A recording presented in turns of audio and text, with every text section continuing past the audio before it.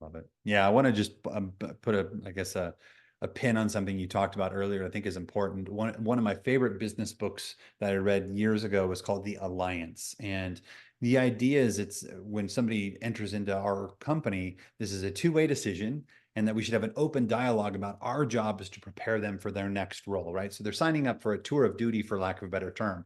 And I love how you talked about the advisory board is not just for the C-suite, but that you actually tried to push some of that expertise Mhm. further into the organization. It's such a tremendous networking and development opportunity for your people.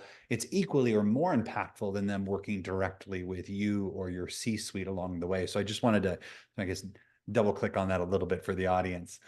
We've got just a little bit of time left, but I want to just, I guess, maybe zoom back out to just some of the macro trends that you see in leadership and organizational culture that entrepreneurs should be aware of today that have maybe evolved faster than we realize? I'm just curious, when you think about those macro trends, what comes to mind?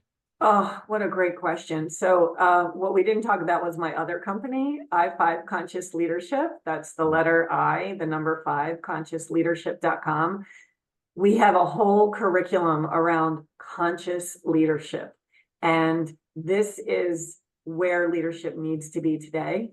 It's a 5 point, that's why we call it I5. It's identity, intention, integrity, insight with a capital S, and then inspiration. And we train leaders, emerging leaders, mid-level, and then also the executive and C-level leaders about how to lead consciously.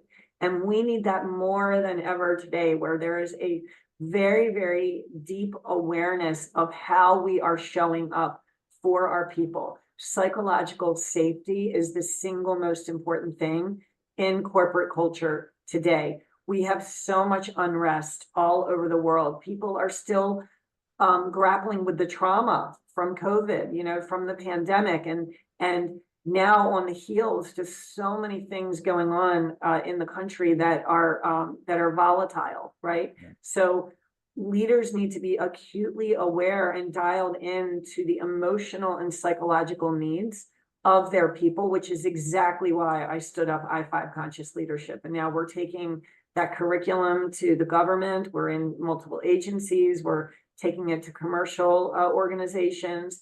And we're training leaders what it means to really lead with higher levels of consciousness.